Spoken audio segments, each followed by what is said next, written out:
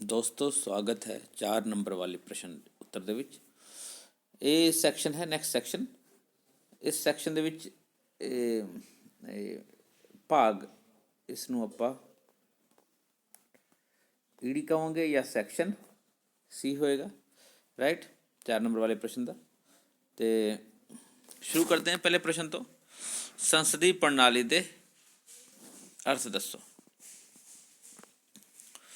ਤੇ ਸਰਕਾਰ ਦੇ ਦੋ ਅੰਗ ਕਾਰਜਪਾਲਿਕਾ ਅਤੇ ਵਿਧਾਨਪਾਲਿਕਾ ਦੇ ਆਪਸੀ ਸੰਬੰਧਾਂ ਦੇ ਆਧਾਰ ਤੇ ਸਰਕਾਰ ਦੇ ਦੋ ਰੂਪ ਹੁੰਦੇ ਹਨ। ਨੰਬਰ 1 ਸੰਸਦੀ ਸਰਕਾਰ ਤੇ ਨੰਬਰ 2 ਹੈ ਪ੍ਰਧਾਨਗੀ ਸਰਕਾਰ। ਜਦੋਂ ਕਾਰਜਪਾਲਿਕਾ ਅਤੇ ਵਿਧਾਨਪਾਲਿਕਾ ਵਿੱਚ ਡੂੰਘਾ ਸੰਬੰਧ ਹੋਵੇ ਅਤੇ ਕਾਰਜਪਾਲਿਕਾ ਵਿਧਾਨਪਾਲਿਕਾ ਅੱਗੇ ਜਵਾਬਦੇਹ ਹੋਵੇ ਤਾਂ ਉਸਨੂੰ ਸੰਸਦੀ ਪ੍ਰਣਾਲੀ ਦੀ ਸਰਕਾਰ ਕਿਹਾ ਜਾਂਦਾ ਹੈ।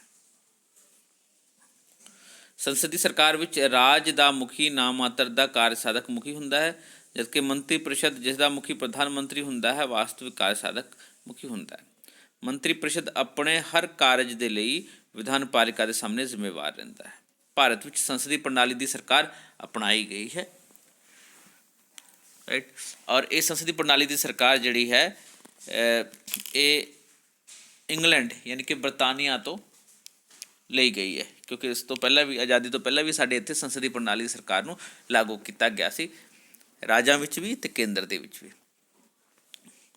ਰਾਈਟ। ਪਹਿਲਾਂ ਰਾਜਾਂ 'ਚ ਕੀਤਾ ਗਿਆ ਅਤੇ ਫਿਰ ਕੇਂਦਰ 'ਚ। ਅਤੇ ਇਸ ਲਈ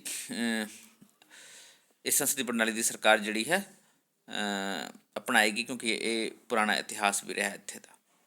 ਚਲੋ ਅੱਗੇ ਅਗਲੇ ਪ੍ਰਸ਼ਨ 'ਤੇ ਚੱਲਦੇ ਹਾਂ। ਸੰਸਦੀ ਪ੍ਰਣਾਲੀ ਦੀਆਂ 4 ਵਿਸ਼ੇਸ਼ਤਾਵਾਂ ਦੱਸੋ। ਉੱਤਰ ਹੈ ਨਾਮ ਮਾਤਰ ਅਤੇ ਅਸਲੀ ਕਾਰਜਪਾਲਿਕਾ ਵਿੱਚ ਭੇਦ।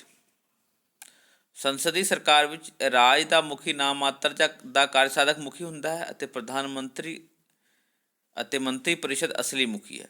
ਭਾਰਤ ਵਿੱਚ ਭਾਵੇਂ ਸੰਵਿਧਾਨ ਅਨੁਸਾਰ ਸ਼ਕਤੀਆਂ ਰਾਸ਼ਟਰਪਤੀ ਨੂੰ ਦਿੱਤੀਆਂ ਗਈਆਂ ਹਨ, ਪਰ ਉਹਨਾਂ ਸ਼ਕਤੀ ਦੀ ਅਸਲੀ ਵਰਤੋਂ ਪ੍ਰਧਾਨ ਮੰਤਰੀ ਕਰਦਾ ਹੈ, ਯਾਨੀ ਕਿ ਰਾਸ਼ਟਰਪਤੀ ਬਾਉਂਡ ਹਨ ਪ੍ਰਧਾਨ ਮੰਤਰੀ ਦੀ ਐਡਵਾਈਸ ਲਈ, ਜਦਕਿ ਐਜ਼ ਪਰ ਦ ਕੌਨਸਟੀਟਿਊਸ਼ਨ। ਲੇਕਿਨ ਹੁੰਦਾ ਕੀ ਹੈ, ਪ੍ਰਧਾਨ ਮੰਤਰੀ ਜੋ ਕਹਿੰਦੇ ਰਾਸ਼ਟਰਪਤੀ ਨੂੰ ਉਹਨਾਂ ਚੀਜ਼ਾਂ 'ਤੇ ਸਾਈਨ ਕਰਨਾ ਪੈਂਦਾ ਹੈ, ਜਿੰਨੇ ਵੀ ਬਿਲਸ ਵਗੈਰਾ ਹੈਗੇ। ਅਤੇ ਵਾਸਤਵਿਕ ਕਾਰਜਪਾਲਿਕਾ ਪ੍ਰਧਾਨ ਮੰਤਰੀ ਹਨ ਅਤੇ ਮੰਤਰੀ ਪ੍ਰੀਸ਼ਦ। ਅਗਲਾ ਪ੍ਰਸ਼ਨ ਹੈ ਪ੍ਰਧਾਨ ਮੰਤਰੀ ਦੀ, ਅਗਲਾ ਪੁਆਇੰਟ ਹੈ ਪ੍ਰਧਾਨ ਮੰਤਰੀ ਦੀ ਅਗਵਾਈ। ਸੰਸਦੀ ਸਰਕਾਰ ਵਿੱਚ ਮੰਤਰੀ ਪ੍ਰੀਸ਼ਦ ਪ੍ਰਧਾਨ ਮੰਤਰੀ ਦੀ ਅਗਵਾਈ ਅਧੀਨ ਕੰਮ ਕਰਦਾ ਹੈ ਅਤੇ ਸਾਡੇ ਸੰਵਿਧਾਨ ਦੀ ਧਾਰਾ 74 ਅਨੁਸਾਰ ਪ੍ਰਧਾਨ ਮੰਤਰੀ ਨੂੰ ਮੰਤਰੀ ਪ੍ਰੀਸ਼ਦ ਦੇ ਮੁਖੀ ਦੇ ਤੌਰ 'ਤੇ ਸਵੀਕਾਰ ਕੀਤਾ ਗਿਆ। ਅਗਲੀ ਵਿਸ਼ੇਸ਼ਤਾ ਹੈ ਵਿਧਾਨਪਾਲਿਕਾ ਅਤੇ ਕਾਰਜਪਾਲਿਕਾ ਵਿਚਕਾਰ ਗੂੜਾ ਸੰਬੰਧ। ਸੰਸਦੀ ਸਰਕਾਰ ਵਿੱਚ ਵਿਧਾਨਪਾਲਿਕਾ ਅਤੇ ਕਾਰਜਪਾਲਿਕਾ ਵਿੱਚ ਗੂੜਾ ਸੰਬੰਧ ਹੁੰਦਾ ਹੈ। ਕਾਰਜਪਾਲਿਕਾ ਸੰਸਦ ਅਤੇ ਮੰਤਰੀ ਪ੍ਰੀਸ਼ਦ ਵਿੱਚ ਗੂੜਾ ਸੰਬੰਧ ਹੁੰਦਾ ਹੈ। ਜਿਹੜੀ ਕਾਰਜਪਾਲਿਕਾ ਹੈ ਉਸ ਔਰ ਜੋ ਮੰਤਰੀ ਪ੍ਰੀਸ਼ਦ ਹੈ ਉਹ ਐਕਚੁਅਲੀ ਵਿਧਾਨਪਾਲਿਕਾ ਯਾਨੀ ਕਿ ਸੰਸਦ ਵਿੱਚੋਂ ਹੀ ਚੁਣੇ ਜਾਂਦੇ ਹਨ। ਅਗਲਾ ਪੁਆਇੰਟ ਹੈ ਮੰਤਰੀ ਪ੍ਰੀਸ਼ਦ ਦਾ ਮਿਆਦ ਨਿਸ਼ਚਿਤ ਨਹੀਂ ਹੁੰਦਾ ਹੈ। ਸੰਸਦੀ ਸਰਕਾਰ ਵਿੱਚ ਮੰਤਰੀ ਪ੍ਰੀਸ਼ਦ ਦੀ ਮਿਆਦ ਨਿਸ਼ਚਿਤ ਨਹੀਂ ਹੁੰਦੀ ਹੈ। ਭਾਰਤ ਵਿੱਚ ਮੰਤਰੀ ਪ੍ਰੀਸ਼ਦ ਲੋਕ ਸਭਾ ਵਿੱਚ ਬਹੁਸੰਮਤੀ ਦੇ ਅਤੇ ਵਿਸ਼ਵਾਸ ਤੱਕ ਆਪਣੇ ਅਹੁਦੇ 'ਤੇ ਰਹਿੰਦੇ ਹਨ, ਅਤੇ ਜੇਕਰ ਲੋਕ ਸਭਾ ਮੰਤਰੀ ਪ੍ਰੀਸ਼ਦ ਦੇ ਵਿਰੁੱਧ ਅਵਿਸ਼ਵਾਸ ਪ੍ਰਸਤਾਵ ਪਾਸ ਕਰ ਦੇਵੇ ਤਾਂ ਮੰਤਰੀ ਪ੍ਰੀਸ਼ਦ ਨੂੰ ਅਸਤੀਫਾ ਦੇਣਾ ਪੈਂਦਾ ਹੈ।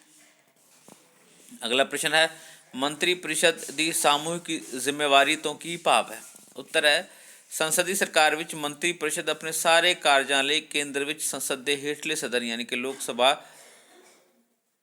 ਅਤੇ ਰਾਜਾਂ ਵਿੱਚ ਰਾਜ ਵਿਧਾਨ ਮੰਡਲ ਦੇ ਹੇਠਲੇ ਸਦਨ ਦੇ ਸਾਹਮਣੇ ਸਾਮੂਹਿਕ ਤੌਰ 'ਤੇ ਜ਼ਿੰਮੇਵਾਰ ਹੁੰਦੇ ਹਨ।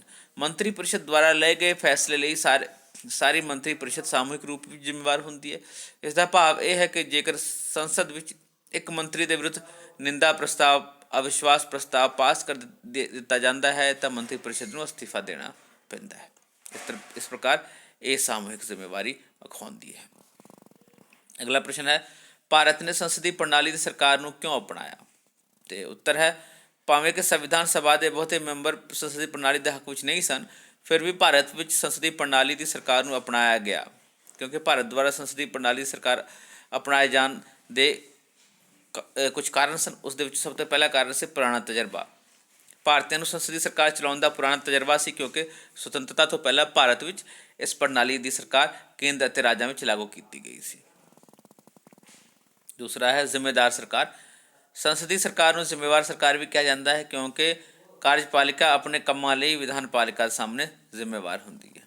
ਅਗਲਾ ਪੁਆਇੰਟ ਹੈ ਕਾਰਜਪਾਲਿਕਾ ਅਤੇ ਵਿਧਾਨਪਾਲਿਕਾ ਵਿੱਚ ਡੂੰਘਾ ਸੰਬੰਧ ਹੁੰਦਾ ਹੈ। ਸੰਸਦੀ ਸਰਕਾਰ ਨੂੰ ਅਪਣਾਉਣ ਦਾ ਤੀਜਾ ਕਾਰਨ ਇਹ ਸੀ ਕਿ ਇਸ ਵਿੱਚ ਕਾਰਜਪਾਲਿਕਾ ਅਤੇ ਵਿਧਾਨਪਾਲਿਕਾ ਵਿੱਚ ਡੂੰਘਾ ਸੰਬੰਧ ਹੁੰਦਾ ਹੈ ਅਤੇ ਕਾਰਜਪਾਲਿਕਾ ਆਪਣੇ ਸਾਰੇ ਕੰਮਾਂ ਲਈ ਵਿਧਾਨਪਾਲਿਕਾ ਦੇ ਸਾਹਮਣੇ ਜ਼ਿੰਮੇਵਾਰ ਹੁੰਦੀ ਹੈ। ਅਗਲਾ ਪ੍ਰਸ਼ਨ ਹੈ ਸੰਵਿਧਾਨ ਸਭਾ ਦੇ ਵਧੇਰੇ ਮੈਂਬਰਾਂ ਦਾ ਸਮਰਥਨ। ਸੰਵਿਧਾਨ ਸਭਾ ਦੇ ਵਧੇਰੇ ਮੈਂਬਰ ਵੀ ਸੰਸਦੀ ਪ੍ਰਣਾਲੀ ਦੇ ਹੱਕ ਵਿੱਚ ਸਨ। ਪੰਡਿਤ ਜਵਾਹਰ ਲਾਲ ਨਹਿਰੂ, ਡਾਕਟਰ BR ਅੰਬੇਦਕਰ ਜਿਨ੍ਹਾਂ ਨੇ ਸੰਵਿਧਾਨ ਨੂੰ ਬਣਾਉਣ ਵਿੱਚ ਮਹੱਤਵਪੂਰਨ ਭੂਮਿਕਾ ਨਿਭਾਈ ਸੀ, ਸੰਸਦੀ ਪ੍ਰਣਾਲੀ ਦੇ ਸਰਕਾਰ ਦੇ ਹੱਕ ਵਿੱਚ ਸਨ, ਸੰਸਦੀ ਪ੍ਰਣਾਲੀ ਦੇ ਹੱਕ ਵਿੱਚ ਸਨ। ਅਗਲਾ ਪ੍ਰਸ਼ਨ ਹੈ ਭਾਰਤੀ ਸੰਸਦੀ ਪ੍ਰਣਾਲੀ ਦੇ ਦੋਸ਼ਾਂ ਦਾ ਵਰਣਨ ਕਰੋ। ਤੇ ਭਾਰਤੀ ਸੰਸਦ ਪ੍ਰਣਾਲੀ ਦੀ ਵਿੱਚ ਪਾਏ ਜਾਣ ਵਾਲੇ ਦੋਸ਼ਾਂ ਇਸ ਪ੍ਰਕਾਰ ਹਨ। ਨੰਬਰ 1 ਬਹੁਦਲੀ ਪ੍ਰਣਾਲੀ ਹੈ। ਭਾਰਤ ਵਿੱਚ ਪਾਈ ਜਾਣ ਵਾਲੀ ਬਹੁਦਲੀ ਪ੍ਰਣਾਲੀ ਯਾਨੀ ਕਿ ਸੰਸਦ ਸਰਕਾਰ ਦੀ ਸਫਲਤਾ ਵਿੱਚ ਬਹੁਤ ਵੱਡਾ ਰੁਕਾਵਟ ਹੈ ਕਿਉਂਕਿ ਬਹੁਦਲੀ ਪ੍ਰਣਾਲੀ ਹੋਣ ਕਰਕੇ ਕਈ ਵਾਰੀ ਅਜਿਹੀ ਸਥਿਤੀ ਆ ਜਾਂਦੀ ਹੈ ਕਿ ਕਿਸੇ ਵੀ ਪਾਰਟੀ ਨੂੰ ਸਪਸ਼ਟ ਬਹੁਮਤ ਨਹੀਂ ਮਿਲਦਾ ਹੈ ਜਿਸ ਕਰਕੇ ਸਰਕਾਰ ਬਣਾਉਣ ਵਿੱਚ ਕਠਿਨਾਈ ਪੇਸ਼ ਆਉਂਦੀ ਹੈ। ਬਹੁਦਲ ਯਾਨੀ ਕਿ 2 ਤੋਂ ਜ਼ਿਆਦਾ ਦਲ ਸਾਡੇ ਦੇਸ਼ 'ਚ ਤਕਰੀਬਨ 7-8 ਜਿਹੜੇ ਹੈ ਨੈਸ਼ਨਲ ਲੈਵਲ ਦੀ ਪਾਰਟੀਜ਼ ਹੈ ਔਰ 350 ਤੋਂ ਵੱਧ ਤੇ ਜਿਹੜੀ ਖੇਤਰੀਆਂ ਪਾਰਟੀਆਂ ਹੈਗੀਆਂ। ਇਸ ਤੋਂ ਇਲਾਵਾ ਸਮੇਂ ਸਮੇਂ 'ਤੇ ਹੋਰ ਪਾਰਟੀਆਂ ਬਣਦੀਆਂ ਰਹਿੰਦੀਆਂ। ਉਸ ਤੋਂ ਬਾਅਦ ਸਵਸਥ ਪਰੰਪਰਾ ਦੀ ਅਣਹੋਂਦ। ਸੰਸਦੀ ਪ੍ਰਣਾਲੀ ਦੀ ਸਰਕਾਰ ਦੀ ਸਫਲਤਾ ਲਈ ਇਹ ਜ਼ਰੂਰੀ ਹੈ ਕਿ ਚੰਗੀਆਂ ਪਰੰਪਰਾਵਾਂ ਹੋਣ। ਇੰਗਲੈਂਡ ਵਿੱਚ ਸੰਸਦੀ ਪ੍ਰਣਾਲੀ ਦੀ ਸਰਕਾਰ ਹੈ ਅਤੇ ਉੱਥੇ ਚੰਗੀਆਂ ਪਰੰਪਰਾਵਾਂ ਹੋਣ ਕਰਕੇ ਸਫਲਤਾਪੂਰਵਕ ਚੱਲ ਰਹੀ ਹੈ, ਪਰ ਭਾਰਤ ਵਿੱਚ ਅਜੇ ਤੱਕ ਚੰਗੀਆਂ ਪਰੰਪਰਾਵਾਂ ਨਹੀਂ ਬਣ ਪਾਈਆਂ ਹਨ। ਇੱਥੇ ਮੰਤਰੀ ਭ੍ਰਿਸ਼ਟਾਚਾਰ ਦੇ ਦੋਸ਼ 'ਚ ਸਾਬਿਤ ਹੋਣ 'ਤੇ ਤਿਆਗ ਪੱਤਰ ਨਹੀਂ ਦਿੰਦੇ ਹਨ। ਪ੍ਰਧਾਨ ਮੰਤਰੀ ਕੋਲੋਂ ਬਹੁਮਤ ਦਾ ਵਿਸ਼ਵਾਸ ਖੁੱਸ ਜਾਣ 'ਤੇ ਵੀ ਅਸਤੀਫਾ ਨਹੀਂ ਦਿੰਦਾ ਹੈ ਅਤੇ ਜਿਹੜਾ ਕਿ ਅੱਛੀ ਪਰੰਪਰਾ ਨਹੀਂ ਹੈ। ਅੱਗੇ ਹੈ ਵਿਧਾਨਕਾਰਾਂ ਦਾ ਘਟੀਆ ਪੱਧਰ। ਭਾਰਤ ਵਿੱਚ ਆਮ ਜਨਤਾ ਅਨਪੜ੍ਹ ਹੋਣ ਕਰਕੇ ਅਜਿਹੇ ਵਿਧਾਨਕਾਰਾਂ ਦੀ ਚੋਣ ਕਰ ਲੈਂਦੇ ਹਨ ਜੋ ਬਹੁਤ ਹੀ ਸਿਆਣੇ ਨਹੀਂ ਹੁੰਦੇ ਹਨ। ਇਹ ਵਿਧਾਨਕਾਰ ਜਾਂ ਸੰਸਦ MPs ਜਿਹੜੇ ਹੈ ਆਪਣੇ ਸੰਸਦ ਵਿੱਚ ਜਾਂਦੇ ਹੀ ਨਹੀਂ ਜਾਂ ਵਿਚਾਰ ਵਟਾਂਦਰਾ ਵਿੱਚ ਹਿੱਸਾ ਨਹੀਂ ਲੈਂਦੇ। ਇਹਨਾਂ ਵਿੱਚੋਂ ਕਈ ਸਦਨ ਵਿੱਚ ਬੈਠ ਕੇ ਉਬਾਸੀਆਂ ਮਾਰਦੇ ਹਨ, ਛੋਟੀਆਂ ਗੱਲਾਂ 'ਤੇ ਇਤਰਾਜ਼ ਕਰਕੇ ਹੱਥੋਂ ਪਾਈ ਹੋ ਜਾਂਦੇ ਹਨ, ਸ਼ੋਰ ਸ਼ਰਾਬਾ ਕਰਦੇ ਹਨ ਅਤੇ ਸੰਸਦ ਛੱਡ ਕੇ ਬਾਹਰ ਚਲੇ ਜਾਂਦੇ ਹਨ। ਅਗਲਾ ਪ੍ਰਸ਼ਨ ਹੈ ਵੋਟਰਾਂ ਵਿੱਚ ਦਿਲਚਸਪੀ ਦੀ ਘਾਟ। ਭਾਰਤ ਵਿੱਚ ਹਾਲੇ ਵੀ 50 ਤੋਂ 60% ਲੋਕ ਹੀ ਵੋਟਾਂ ਵਿੱਚ ਹਿੱਸਾ ਲੈਂਦੇ ਹਨ ਅਤੇ ਸਰਕਾਰ ਨੂੰ ਚੁਣਦੇ ਹਨ। ਵੋਟਰਾਂ ਦਾ ਇੱਕ ਵੱਡਾ ਹਿੱਸਾ ਜਿਹੜਾ ਹੈ ਸਰਕਾਰ ਚੁਣਨ ਵਿੱਚ ਦਿਲਚਸਪੀ ਨਹੀਂ ਲੈਂਦਾ ਹੈ, ਜੋ ਕਿ ਸੰਸਦੀ ਪ੍ਰਣਾਲੀ ਦੇ ਅੱਗੇ ਬਹੁਤ ਵੱਡੀ ਰੁਕਾਵਟ ਹੈ। ਇਹ ਸਨ 4 ਨੰਬਰ ਵਾਲੇ ਪ੍ਰਸ਼ਨ। ਦੋਸਤੋ 4 ਨੰਬਰ ਵਾਲੇ ਪ੍ਰਸ਼ਨ ਦੇ ਵਿੱਚ ਸ਼ੁਰੂਆਤ ਦੇ ਵਿੱਚ ਭੂਮਿਕਾ ਲਿਖ ਕੇ, ਪਰਿਭਾਸ਼ਾ ਲਿਖ ਕੇ, ਐਂਡ 'ਚ ਸਿੱਟਾ ਲਿਖ ਕੇ ਤੁਸੀਂ ਇਸ ਨੂੰ 6 ਨੰਬਰ ਦਾ ਬਣਾ ਸਕਦੇ ਹੋ ਜੇ ਇੱਦਾਂ ਦਾ ਹੀ ਕੁਐਸਚਨ ਪੁੱਛਿਆ ਜਾਂਦਾ ਹੈ ਤਾਂ।